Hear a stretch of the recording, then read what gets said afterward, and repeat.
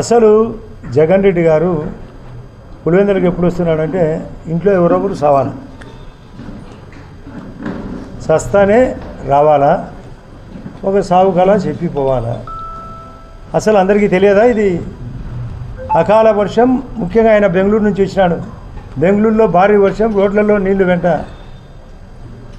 మన గౌరవ కలెక్టర్ గారు వెంటనే పాజిటివ్గా రియాక్ట్ అయ్యి మొన్న బాణ పడిన వెంటనే ప్రిలిమినరీ ప్రాథమిక ఈరోజు ప్రొద్దున్నే పరిగెత్తినారు స్టాఫ్ అంతా. అసలు ఇన్సూరెన్సు బనానాకు ఉంది అనే విషయం అతనికి తెలియదు. ఈరోజు అధికారులు స్పష్టంగా చూపించారు, అయ్యా స్వామి ఇన్సూరెన్స్ ఉంది, నీకు దరిద్రం ఏమి తెలియదు, నీకు అవగాహన లోపం ఉంది, అధికారం కావాలా, బటన్ నొక్కి అని బటర్ తినేది చెప్పడు. అందరికీ బటర్ మిల్క్ పంచినాడు, అది నీళ్ళ మధ్య కానీ చాలాసార్లు చెప్పిన. ఆ అవినాశుడు దరిద్రుని కేసులో ముద్దాయి, అది చెప్పాడు. ఆ రోజు మా మీద లేనిపోని ఆపాదం. ఇలా చుట్టం సతీష్ రెడ్డి కూడా ఆ రోజు చేసినట్టు చంద్రబాబు నాయుడు చెప్పినాడంట, నేను పొడిచి చంపినాడంట మధ్యాహ్నం నుంచి. పొద్దునేమో గుండెపోటు, నోటికి వచ్చే అబద్ధాలు. అధికారం పోయింది, డబ్బు కలెక్షన్ పోయింది, అవినీతి అందరూ పారింది. అవినీతి ఏమి చేయలేక మొన్న మీరు గమనించిన జనవరి 13వ నాడు వాళ్ళ ఇంట్లో ఒక డాక్టర్ చనిపోతే వచ్చినాడు, ఒక డిఎస్పీ గారిని మురళీ నాయకుని పిలిచినాడు. 2-3 నెలల్లో పడిపోతుంది అన్నాడు. ఇప్పుడు 2 నెలల 10 రోజులు అయింది. మళ్ళీ ఈరోజు ఏమంటున్నాడు మీరు విన్నారా? ఏదో కళ్ళు మూసుకున్నాట సంవత్సరం అయిపోయిందంట. ఒక్క 2-3 నెలల్లో మళ్ళీ పడుతుందంట. ఆ రోజు ఢిల్లీకి పోయినాడు, 18 రోజుల్లోనే రాష్ట్రపతి పాలన అంటాడు. కూటమి ఉంది ఇక్కడ, కూటమి ప్రభుత్వం, మోడీ గారి ఆధ్వర్యంలో ప్రభుత్వం ఉంది. ఏంది పడేది? నువ్వు పడాల్సిందే. 30 ఏళ్ళు పాలిస్తాడంట. మేము 30 తరాలు, ఈ కూటమి 30 తరాలు ఉంటుంది, శాశ్వతంగా ఉంటుంది. 2047కు ప్రపంచంలో 3వ స్థానం కాదు, 1వ స్థానానికి వచ్చేదానికోసం ఈ కూటమిలో ఉండే ప్రభుత్వం శాశ్వతంగా, మేమందరం లేకపోయినా ఈ ప్రభుత్వం ఉంటుంది. మేము లేకపోవచ్చు, మేము ఉండేది 20-30 ఏళ్ళు, ఈమెగా ఎక్కువ రోజులు ఉండొచ్చు, మా భూపేశ్ ఇంకా ఎక్కువ రోజులు ఉండొచ్చు. కానీ తరతరాలు ఉండేది ఒకటి. జువారీ ఫ్యాక్టరీ వాళ్ళు రాసింటారు, తరతరం నిరంతరం జువారీ అని, సిమెంట్ అని. మాది తరతరం నిరంతరం ఈ కూటమి ఉంటుంది, శాశ్వతంగా ఉంటుంది. నీకు శాశ్వతంగా చెక్కు పెడతాం. నీది అవినీతి ఎక్కువైంది. ఇప్పుడే మా వాసిరెడ్డి గారు చూపించినాడు, ఆయన మహానుభావుడు. ఈమె ముత్తుకుంటుంటుంది వాని అవినీతి తట్టుకోలేక. పెద్ద గొప్ప మాటలు. అసలు నీళ్లు, కరెంటు, నీళ్లు ఈ ఊళ్ళో సమస్య లేదా? వీళ్ళు వచ్చినా కానీ పికప్ అయింది. పులివెందుల్లో తాగునీళ్ళు లేవు అతని ముఖానికి. కలెక్టర్ గారు మేము డిఆర్సీలో మాట్లాడి వెంటనే పంపించి వరుసగా నీళ్ళ పికప్ చేస్తున్నాం. తాగునీళ్ళు పట్టించుకోలే, సాగునీరు పట్టించుకోలే, పంటలు పట్టించుకోలే, తన పంట మాత్రం పట్టించుకున్నాడు. అసలు ఇన్సూరెన్సు ఇన్పుట్ అంటే పదానికి అర్థం తెలుసా? రోడ్లు ఎప్పుడైతే పెరుగుతాయో రైతులు బాగుపడతారు. ముద్దనూరు నుంచి పులివెందుల రోడ్డు 4 సంవత్సరాల కిందట టెండర్ పిలిస్తే ఇదే ఈరోజు 43% రేటు తక్కువతో వాళ్ళు వివేకానంద రెడ్డి గారు బామర్ది ఎన్హెచ్పిఆర్ కన్స్ట్రక్షన్ వేసినాడు.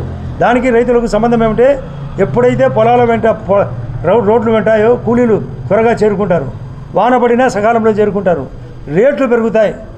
ఈరోజు 43%, ఆ రోజు 5%. మేమందరం పిటిషన్ పెట్టి క్యాన్సిల్ చేయించినాం. అతని ధనదాహానికి అర్థమే లేదు. పాడా పన్సు, ఏడాపేడా అన్ని పత్రికల్లో రాసినారు. అడ్డదిడ్డాలుగా వాళ్ళకి ఇచ్చినాడు. కనీసం వాళ్ళకు బిల్స్ పేమెంట్ ఇచ్చినాడా? అది ఇవ్వడు. నీళ్ళు ఇచ్చినాం పైడిపాలానికి, చిత్రావతికి కావాల్సిన నీళ్ళు ఇచ్చినాం. నీళ్ళు తీసుకుపోవాలి కదా గమ్యానికి, పట్టించుకున్నాడా? పట్టించుకోలే. Case serious. మేమేమో ఆ రోజు చేసినామన్నారు, ఈరోజు సునీత రాజశేఖర రెడ్డి చేసినామని ముత్తుకుంటారు. వాళ్ళేమో అన్న చేసినాడని ఆమె అంటుంది, ఆయనేమో చెల్లెలు చేసినాడని ఆయన అంటాడు. ఎవరు చేసినారో చెప్పాలా మీరు? మేము చేసినామా? సునీత రాజశేఖర్ చేసినాడా? జగన్ రెడ్డి చేసినాడా? అవినాష్ రెడ్డి చేసినాడా? మీరు చెప్పాలా? అంటే అతని మాట తీరు ఏ విధంగా ఉంటుందంటే, ఓ సామెత ఉంది, నో నిజం అదే జగనిజం. బాయనండి, నో నిజం అదే జగనిజం. అంటే అబద్ధాలు చెప్పడమే ఆయన ఆయుధం.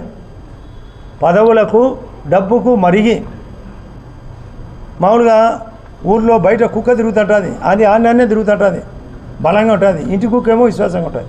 ఇది కుక్క వాటం తినడానికే వచ్చినాడు. ఈ రాష్ట్రాన్ని నాశనం చేసేదానికి వచ్చాడు. ఒకసారి ఇచ్చారు కదా, అయిపోయింది కదా, ఇంకా సాలించుకో రాజకీయం. రైతులు బాగుపడాలా. అరటికి రకరకాలుగా ఉత్సాహంగా ఇన్సూరెన్స్తో పాటు ఇన్పుట్ సబ్సిడీ అక్కడ పోయి అధికారులు చెప్పడం కాదు, నేను చెప్తున్నాను. సెంట్రల్ ఇన్సూరెన్స్ పాలసీ ఉంది. ఫసల్ బీమా యోజన ఒక స్కీమ్, ప్రధానమంత్రి ఫసల్ బీమా యోజన. ఒక ఘాట్లో కుక్క ఉంటుంది, అది ఎద్దును తిననీయదు, తను తినదు. అంటే తను కట్టడు, తను ఎవరిని కట్టనీయడు. అంతా నాశనమైంది. ఇటువంటి వ్యవస్థ పోవాలో లేదో మీరు ఆలోచించాలి. మీకు కూడా విలేకరులకు కూడా అన్ని రకాలుగా హక్కు ఉంది. అందరిని మమ్మల్ని కూడా నిందించే హక్కు మీకే. ప్రజల దగ్గరికి పోతారు, అధికారుల దగ్గరికి పోతారు, రాజకీయ నాయకుల దగ్గరికి పోతారు, ఇండస్ట్రీ దగ్గరికి పోతారు, కాంట్రాక్టుల దగ్గరికి పోతారు. అందరి దగ్గరికి పోయి అడిగే అవసరం మీకుంది. అన్ని విషయాలు తెలుసుకోవాలి. మీ బాగుండా మేము పట్టించుకోవాలి. మీరు కూడా సాధారణ స్థాయి హౌసింగ్ టిడ్కో ఏమైనా పట్టించుకున్నాడా? గుంతలు ఏమైనా బుర్చాడా? ఇప్పుడు గుంతలు బుర్చలేదా? ఇప్పుడు బిల్స్ పేమెంట్ చేయలేదా? రైతులకు పేమెంట్ చేయలేదా? ధాన్యం కొన్నాం 48 గంటల్లో పేమెంట్. అతను కొంటే 6 నెలల తర్వాత, అది పర్సెంటేజ్.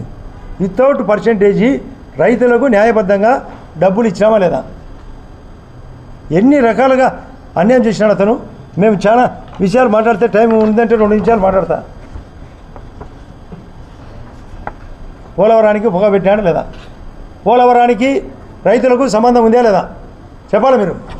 పోలవరం అక్కడికినా కడితే మనము కృష్ణా నీళ్లు సాగర్కి ఇవ్వకుండా మనమే వాడుకోవచ్చు రాయలసీమ. దానికి పొగ పెట్టాడు. ఇప్పుడు వేగవంతంగా జరుగుతుంది లేదా? అమరావతికి అగ్గి పెట్టాడు, అది జరుగుతుంది లేదా? 60,000 కోట్లతో. దానికి ప్రధానమంత్రి గారు స్వయంగా వస్తున్నాడు అమరావతిని శాశ్వతంగా పెట్టేదానికోసం.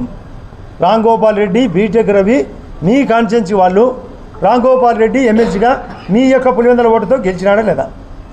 ఇదే బీటెక్ రవి మా భూపేశ్ రెడ్డి మీ అవినాష్ రెడ్డి కంటే, ఆ రోజు వచ్చిన అవినాష్ రెడ్డి ఓట్ల కంటే భూపేశ్ రెడ్డికి నేను పోటీ చేసిన ఆ రోజు, నాకంటే భూపేశ్ రెడ్డికి కోట్లు వచ్చినాయి. బీటెక్ రవికి ఆ రోజు సతీష్ రెడ్డి కంటే ఎక్కువ ఓట్లు వచ్చినాయి. నువ్వు సీఎం కాలే ఆ రోజు, ఇప్పుడు సీఎం అయినావు. నీకు 30,000 ఓట్లు మేనేజ్ చేసినాడు బీటెక్ రవి, స్వయంగా తిరిగినాడు బీటెక్ రవి. ఇంకా మేము అతని గెలుపుకు మేమందరం శాశక్తిగా కృషి చేస్తాం. ఎంపీని ఓడగొడతాం, నీకు రాజకీయాలు లేకుండా చేస్తాం. మా ధ్యేయం ఉంది. మేము గౌరవ సీఎం గారితో మాట్లాడాం. ఇప్పుడు కూడా ఇదే జిల్లా పరిషత్ ఇది మేము కూడా ప్లాన్ చేసినాం. కానీ గౌరవ ముఖ్యమంత్రి గారు వద్దు, మనకు మెజార్టీ లేదు, ప్రజాస్వామ్యంగా బద్ధంగా ఉంటే మేము సాధించుకున్నాం. అయితే వాళ్ళలో 2-3 వర్గాలంట. రామ్ గోవింద్ రెడ్డి కాడేమో నాకు కావాలని కొట్లాడుకున్నారు కాబట్టి క్యాంపులు పెట్టుకున్నారు. అది అసలు సూత్రం. వాళ్ళల్లో వేదాలు, అతను ఇతను ఇతడని ఎవరికో ఏదో పర్సంటేజీలు ఇచ్చుకొని సెట్ చేసుకున్నారు. దానివల్లే వాళ్ళు ఆ విధంగా పోయినది. ఇది వాస్తవ విషయము. మీరు రైతులను బాగు చేసే ప్రభుత్వం, కేంద్రం బాగు చేసే ప్రభుత్వం, మా కలయిక శాశ్వతంగా ఉంటుంది. జనసేన పవన్ కళ్యాణ్ గారు నిర్ణయించాడు. మీరు పాంపాన్స్ అనేది తెలుసా వాళ్ళకు? అందరూ ఏమనుకుంటే పాంపాన్స్ అంటే ఏమన్నా పాములు తిరిగే పాన్స్ అనుకుంటున్నారు. రైతుల యొక్క పాన్స్ను ఫార్మర్స్ పాన్స్, దానికి కూడా డబ్బులు పెట్టాము. గోకులాలకు డబ్బులు పెట్టారు. ఫార్మ్ FRM ఫార్మ్ పాన్స్ అంటే ఫార్మర్ పాన్స్. గోకులాలు ఇంతకుముందు లేదు స్కీమ్, ఇప్పుడు గోకులాలు పెట్టారు రైతుల కోసమే. ఇటువంటి ప్రభుత్వాన్ని మీతో సహా ప్రతి ఒక్కరూ ఆస్వాదించాలా. ఇది శాశ్వత ప్రభుత్వం, నిరంతర ప్రభుత్వం. 47కు 5వ స్థానం నుంచి 3వ స్థానం, రాబోయే రోజుల్లో 1వ స్థానం. ఇది విశ్వగురువు ప్రధానమంత్రి గారి పేరు. G20 నడిపినాడు. 6G రాబోతుంది, ఆర్టిఫిషియల్ ఇంటెలిజెన్స్ వచ్చింది, హెల్త్కు ఆబా కార్డు పెట్టినారు. ఇవన్నీ పక్క విషయాలు. ఇప్పుడు నేను మళ్ళీ చెప్తున్నా, ఇది రైతులను కాపాడే ప్రభుత్వం, రైతుల కోసం ప్రభుత్వం, రైతు కూలీలను కాపాడే ప్రభుత్వం. డ్రిప్ ఇరిగేషన్ ఇంతకుముందు లేదు, మళ్ళీ పెట్టాం. స్ప్రింక్లర్ ఇరిగేషన్ పెట్టాం, డ్రోన్ కెమెరాలకు పెట్టాం, వ్యవసాయ పరికరాలకు నిధులు ఇచ్చారు, గోడౌన్స్కు నిధులు ఇచ్చారు. గతం కంటే భిన్నంగా మీరు చెక్ చేసుకోవచ్చు, జీవోలన్నీ చెక్ చేసుకోవచ్చు. PM EGP స్కీమ్ పెట్టారు, employment generation program. National livestock mission అని ఎవరైనా పాడి పశువులు పెట్టుకుంటే 50%, గొర్రెల పర్సెంట్ పెట్టుకుంటే 50% సబ్సిడీ, పందుల పర్సెంట్ పెట్టుకునే 50% సబ్సిడీ, కోళ్ళ పర్సెంట్ పెట్టుకునే 50%. ఇది రైతుల ప్రభుత్వం. ఇది జగన్ రెడ్డి తెలుసుకోవాలి. అంత గతంలో లేనిది కొత్తదనముగా మేము చేసిన ఈ ప్రభుత్వాన్ని మా కూటమి తరఫున మీరు ఆస్వాదించాలని, జగన్ రెడ్డికి చెక్కు పెట్టే బాధ్యత మీకు కూడా ఉందని మా అభిప్రాయం. రైట్ అమ్మా, నేను ఇవ్వాలి.